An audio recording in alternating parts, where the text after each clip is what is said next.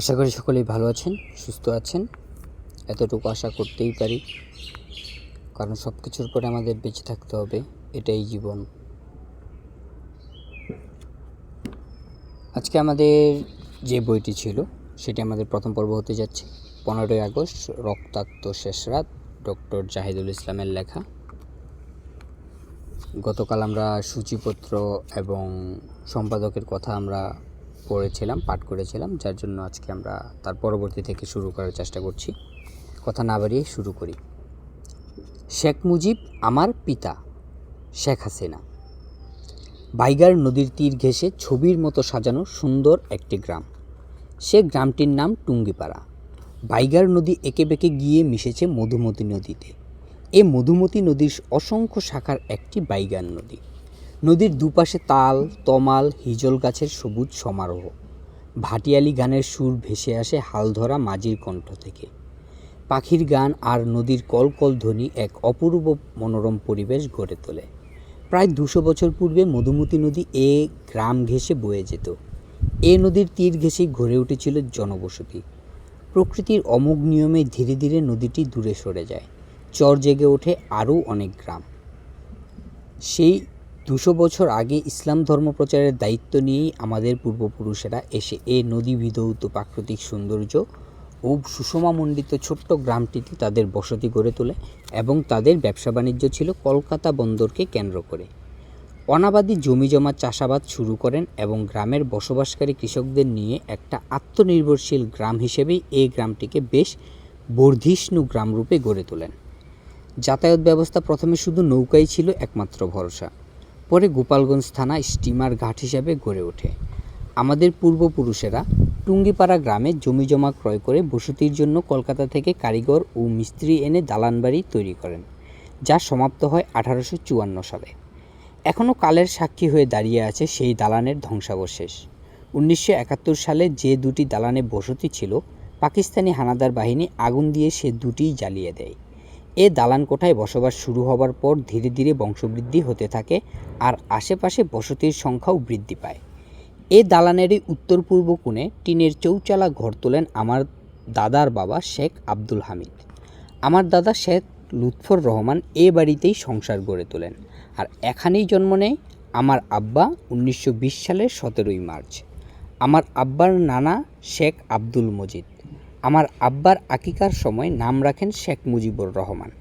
আমার দাদির 2 কন্যা সন্তানের পর প্রথম পুত্র সন্তান আমার আব্বা। আর তাই আমার দাদির বাবা তার সমস্ত সম্পত্তি দাদিকে দান করেন এবং নাম রাখার সময় বলে যান, মা সায়রা, তোর ছেলের নাম এমন রাখলাম যে নাম জগৎজোড়া খ্যাত হবে। আমার আব্বার শৈশব কেটেছিল টুঙ্গিপাড়ার নদীতে পানিতে ঝাঁপ দিয়ে, মেঠো পথের ধুলাবালি মেখে, বর্ষার কাদা পানিতে ভিজে।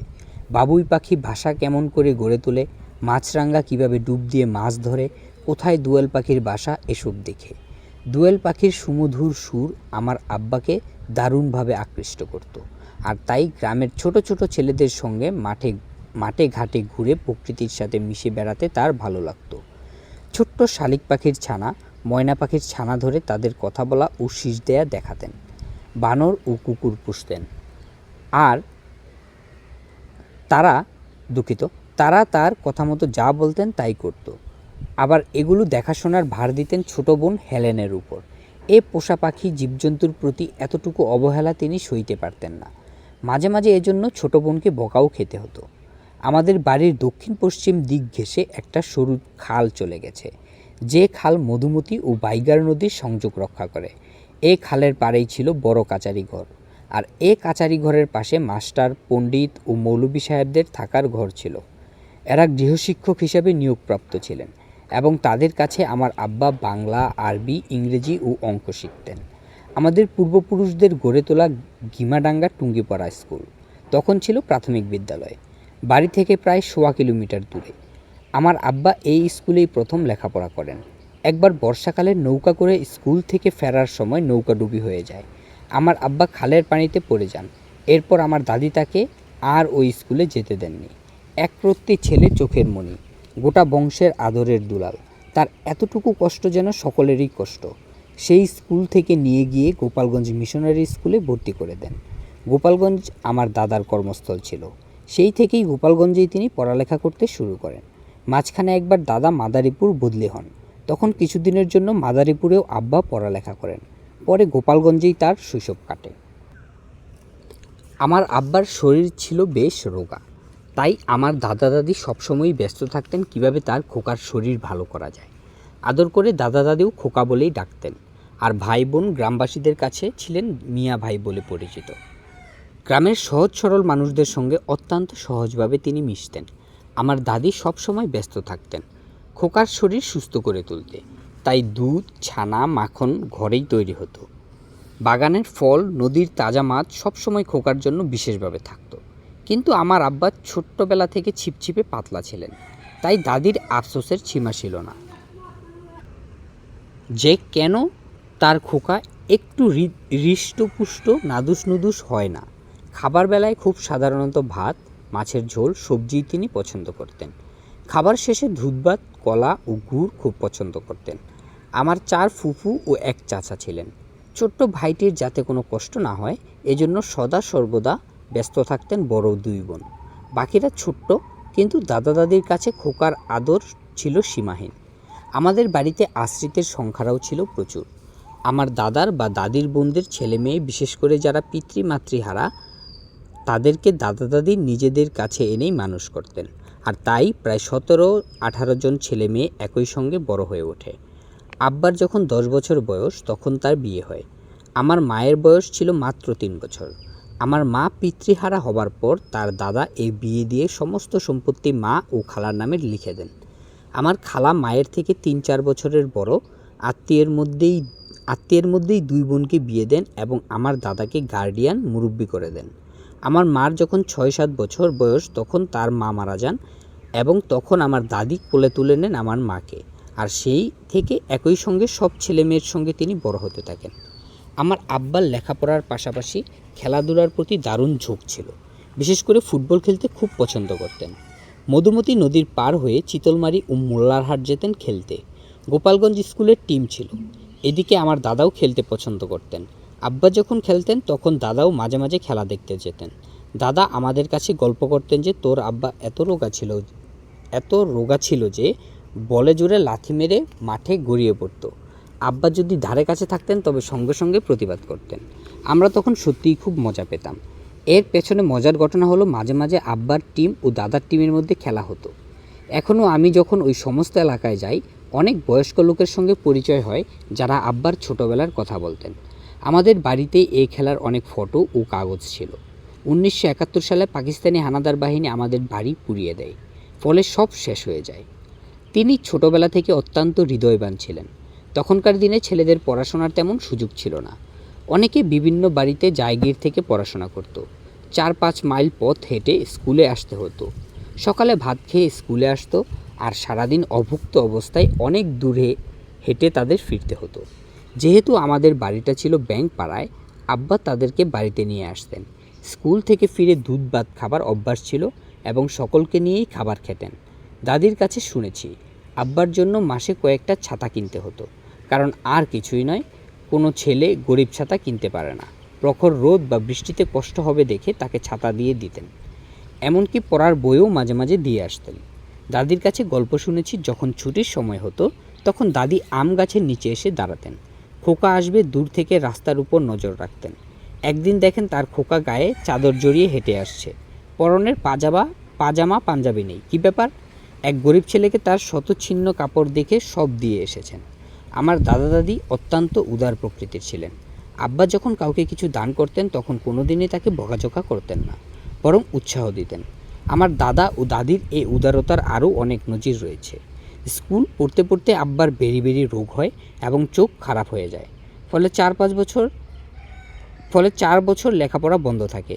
তিনি সুস্থ হবার পর পুনরায় স্কুলে ভর্তি হন। এ সময় আব্বার একজন গৃহশিক্ষক ছিলেন, তার নাম ছিল হামিদ মাস্টার। তিনি ছিলেন ব্রিটিশ বিরোধী আন্দোলনে সক্রিয় এবং বহু বছর জেল খাটেন। পরবর্তী পর্যায়ে আব্বা বিভিন্ন সময় যখন জেলে থাকতেন অথবা পুলিশ গ্রেপ্তার করতে আসতো, আমার দাদি মাঝে মাঝেই সেই মাস্টার সাহেবের নাম নিতেন আর কাঁদতেন। এমনিতে আমার দাদা দাদি অত্যন্ত উদার মনের মানুষ ছিলেন। ছেলের কোনো কাজে কখনো তারা বাধা দিতেন না, বরং উৎসাহ দিতেন। অত্যন্ত মুক্ত পরিবেশে আমার বাবার মনের বিকাশ ঘটেছে। প্রতিটি কাজ যখনই যেটা ন্যায়সঙ্গত মনে হয়েছে, আমার দাদা তা করতে নিষেধ না করে বরং উৎসাহ দিয়েছেন।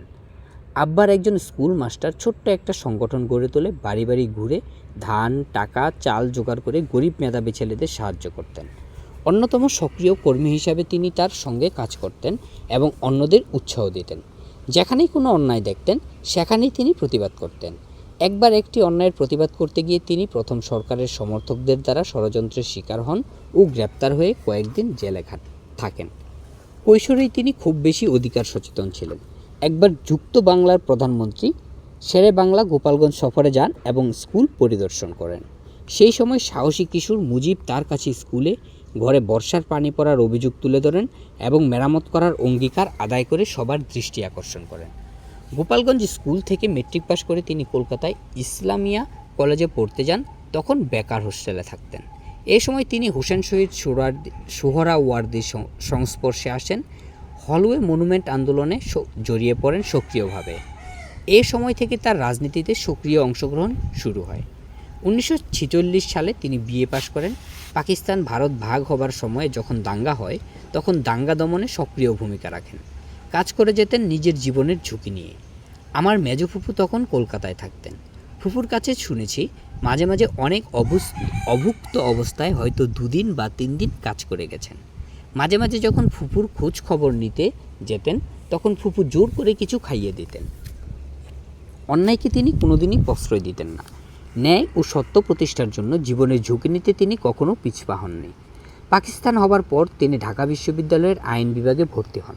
তখন 3য় ও 4র্থ শ্রেণীর কর্মচারীদের আন্দোলনে সমর্থন দেন ও সক্রিয়ভাবে অংশগ্রহণ করেন।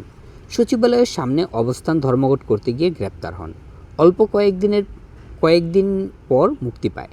এ সময় পাকিস্তানের সংবিধান রচনা করার কথা ঘোষণা দেন মোহাম্মদ আলী জিন্নাহ এবং উর্দুকে রাষ্ট্রভাষা হিসেবে ঘোষণা দিয়ে তদানীন্তন পূর্ব পাকিস্তানের প্রতিটি বাঙালি প্রতিবাদী হয়ে ওঠে।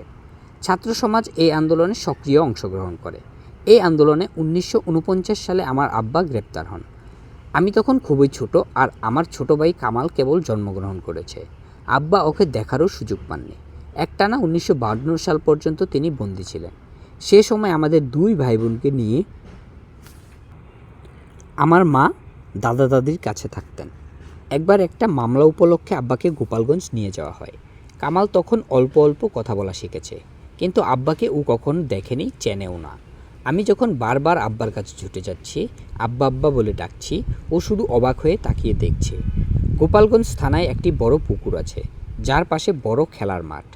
ওই মাঠে আমরা 2 ভাই বোন মাঝে মাঝেই আব্বার কাছে ছুটে আসতাম।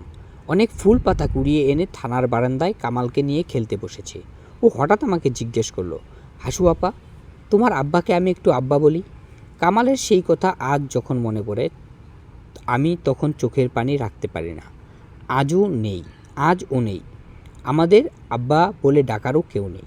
ঘাতকের বুলেট শুধু আব্বাকেই ছিনিয়ে নেয়নি, আমার মা, কামাল, জামাল, ছোট্ট রাসেলও রেহাই পায়নি কামাল জামালের নবপরিণীতা বধূ সুলতানা ও রুজি, যাদের হাতে মেহেদির রং বুকের রক্তে মিশে একাকার হয়ে গেছে।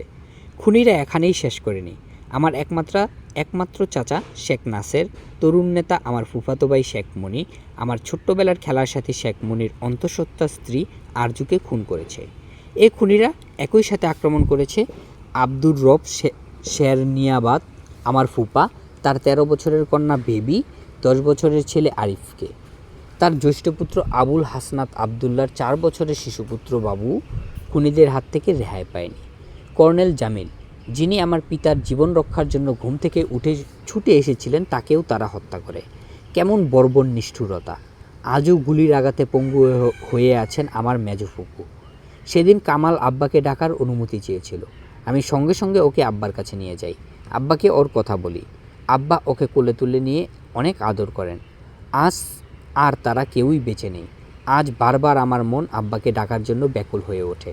মায়ের স্নেহ ভাইদের সান্নিধ্য পাবার জন্য উন্মুখ হয়ে থাকি, কিন্তু শত চিৎকার করলেও তো কাউকে আমি পাবো না। কেউ তো আর সাড়া দিতে পারবে না। তাদের জীবন নৃশংসভাবে বুলেট দিয়ে চিরদিনের মতো যে ঘাতকরা স্তব্ধ করে দিল, তাদের কি বিচার হবে না?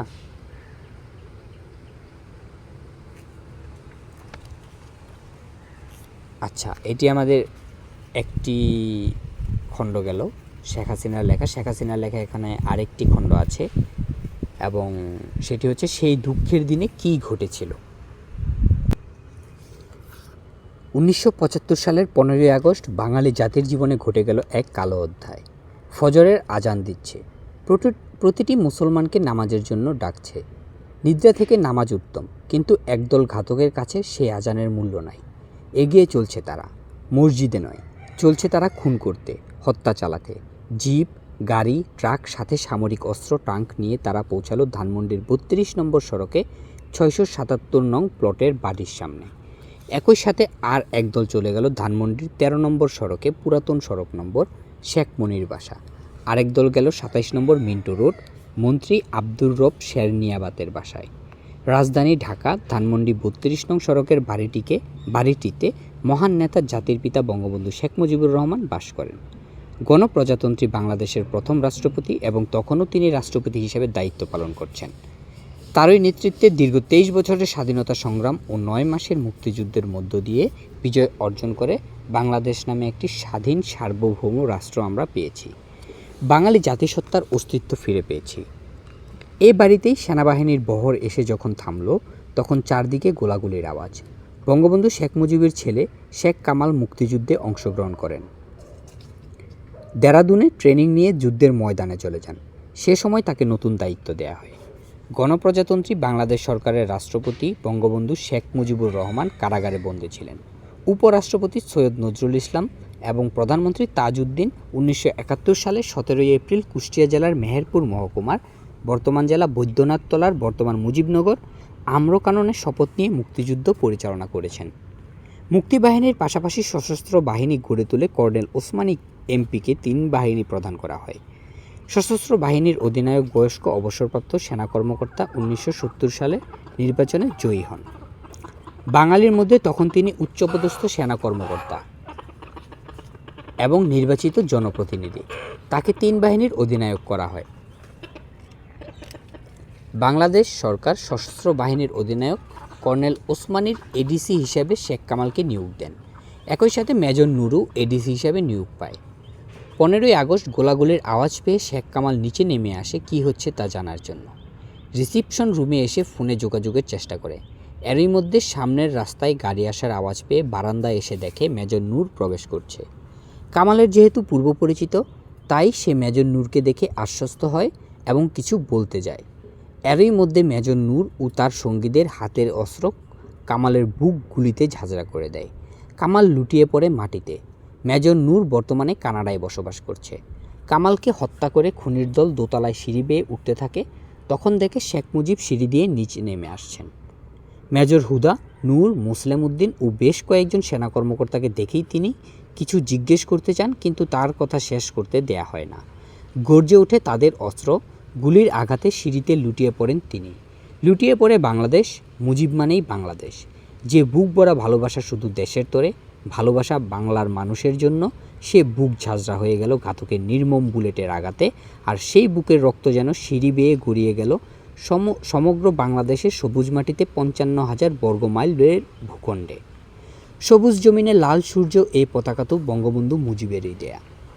এরপর একে একে সকল সদস্যকে হত্যা করল ঘাতকের দল। আমার মা বেগম ফজিলাতুন্নেসা দাঁড়িয়েছিলেন তার শোবার ঘরের দরজার কাছে। ওই ঘরের ভিতরে কামালের নবপরিণীতা বধূ সুলতানা কামাল, শেখ জামাল ও তার নবপরিণীতা বধূ রুজি ও ছোট্ট রাসেল। আমার মা বুক দিয়ে আগলে রাখতে চেয়েছিলেন তার সন্তানদের, কিন্তু ওই ঘাতকের দল মায়ের মমতা বোঝেনি, তাই তাকে সরিয়ে দিয়ে তাদের অস্ত্র তুলে গুলি করে চিরতরে স্তব্ধ করে দিল মাকে।